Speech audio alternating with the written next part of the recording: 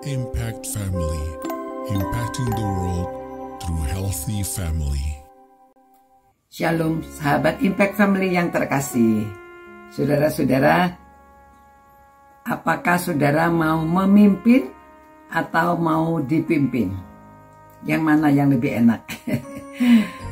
Tidak bisa memilih ya, karena kepemimpinan itu juga suatu karunia.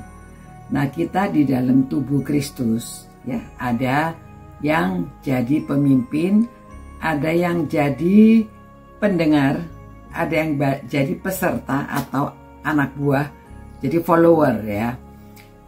Nah, saudara-saudara, apakah ciri-ciri seorang yang memiliki karunia memimpin? Ya. Jadi pemimpin itu tidak mudah loh. Jadi pemimpin itu dia harus tahan dikritik. Ya, nomor satu harus bisa memimpin, bisa membuat perencanaan, bisa membuat pandangan ke depan yang jauh. Nanti orang yang dipimpin ini mau dibawa kemana ya. Lalu bagaimana cara memimpin mereka supaya bisa bekerja sama, bisa bertumbuh bersama-sama. Nah, namun saudara, kesulitan jadi pemimpin itu kalau dia berhasil, memang orang memuji-muji. Ya, memang ya tidak, ya baik-baik saja kalau dia berhasil. Tetapi kalau begitu ada followernya yang kurang setuju, nah biasanya mulai ada kritikan-kritikan ya. Jadi seorang pemimpin harus tahan.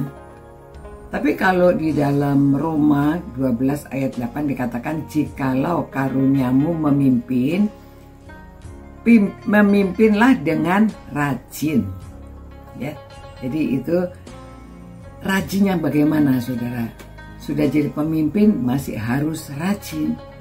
Nah, pemimpin itu bisa berkorban memang. Korban waktu, korban tenaga, korban segala-galanya ya. Memang kalau saya pakai contohnya Tuhan Yesus, saudara pikir ya itu kan Tuhan Yesus ya, karena dia Tuhan. Tapi saya mau menggunakan contohnya Nehemia. Nehemia itu seorang pemimpin yang dikatakan smart ya, dan dia juga komunikatif. Saudara, dia smart mengapa?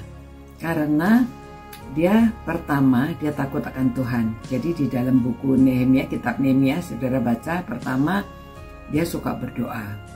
Ya, sebelum dia melakukan sesuatu dia selalu berdoa.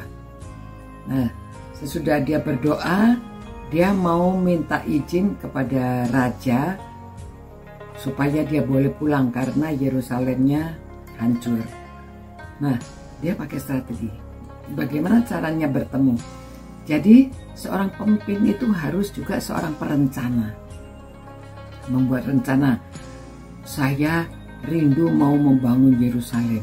Jadi saya harus mempersiapkan ini. Apa saja harus dipersiapkan.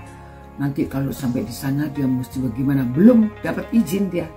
Tapi dia sudah mengandai-andai, sudah membuat perencanaan.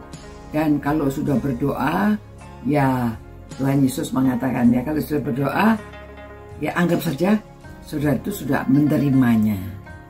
Ya. Jadi dia merasa ya sudah saya berdoa.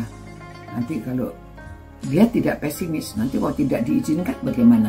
Tapi dia merasa kalau diizinkan saya begini-begini. Jadi begitu dia bertemu dengan raja, dia ditanya kamu mau apa? Jadi dia menjawab, dia mau kembali ke Yerusalem. Bagaimana mungkin dia mendiamkan orang-orang yang sedang porak-poranda. Jadi dia mau pulang dan ditanya butuhnya apa, dia jelaskan apa butuhnya. Nah, setelah dia dapat izin, dia sudah di Yerusalem, saudara. Pertama-tama yang dia lakukan, dia menyelidiki daerah situ. Jadi orang lain tidur malam-malam, dia bangun dan melihat keadaan. Setelah dia melihat keadaan, baru dia mencari pendukung-pendukungnya.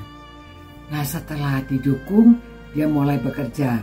Nah, pada waktu bekerja bukan enak-enak saja, ada orang yang iri. Orang iri kepada dia, ya, jealous, sehingga Sanballat dan Tobia itu merongrong terus. Namun senjatanya Nehemia tetap berdoa. Dan akhirnya sampai dia bisa menyelesaikan tembok Yerusalem yang hancur itu di dalam 52 hari. Banyak masalah, banyak kritikan, banyak orang mau mendobrak, menyusup ke dalam, ya. Tetapi dia kukuh karena dia selalu bergantung kepada Tuhan. Nah, saudara, dari sisi lain, itu sebabnya jikalau saudara menjadi pengikut, ya, bukan pemimpin. Kalau jadi pemimpin, saudara tahu konsekuensinya itu. Akan dikritik, akan kadang-kadang difitnah, kadang-kadang banyak hal yang jelek-jelek disampaikan karena ada banyak orang yang iri hati. Nah, kalau kita sebagai pengikut bagaimana? Kita harus mendukung pemimpin. Pemimpin tidak bisa bekerja sendirian.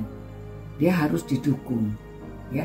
Harus ada banyak orang yang mau mendukung untuk bersehati sepikir menjalankan tujuan. Nah, kalau demikian, maka kepemimpinannya bisa berhasil dan kita ikut menikmati. Kalau kita menjadi pesertanya, followernya itu, kita mendukung, kita support, ya sama-sama didoakan, sehati sepikir, kita lakukan semua bersama-sama. Karena dengan bersama, ya, kalau kita bersama itu menjadi lebih kuat.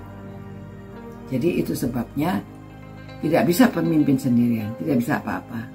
Harus ada anak buahnya yang mendukung. Itu sebabnya saudara, jikalau saudara punya karunia memimpin, saudara memimpin dengan rajin dan jangan takut kritik, ya.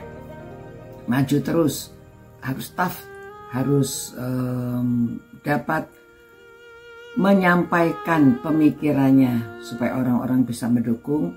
Dan kalau ada kritikan, ada apa itu, di mana-mana ada. Jadi kita harus bisa bagaimana mengatasinya. Ya, saudara, marilah kita menjadi pemimpin atau memimpin atau yang dipimpin, ya. Jadi kita pemimpin yang memimpin atau kita yang dipimpin. Mari kita sama-sama bekerja sama untuk mendukung pimpinan kita baik di gereja maupun di negara ini, ya, menjadi rakyat yang ikut serta mendukung pemerintahan supaya semuanya menjadi baik dan kita juga mendapat manfaatnya. Terima kasih Tuhan atas kasih setia Tuhan, atas karunia yang Tuhan berikan. Berkatilah semua orang yang menjadi pemimpin baik di gereja, di pemerintahan, supaya mereka dapat memimpin dengan baik karena Tuhan beserta. Dan tolonglah orang-orang yang menjadi pengikut atau menjadi rakyat atau menjadi anggota gereja, supaya kami sehati mendukung pemimpin kami, supaya dapat berhasil dan nama Tuhan dimuliakan. Terima kasih Tuhan. Dalam nama Tuhan Yesus kami berdoa. Amin. Demikian saudara, ya, supaya kita mengembangkan karunia kita dan kita saling bekerja sama mendukung untuk kemuliaan Tuhan. Sampai jumpa. Ciao. Impact Family, impacting the world through healthy family.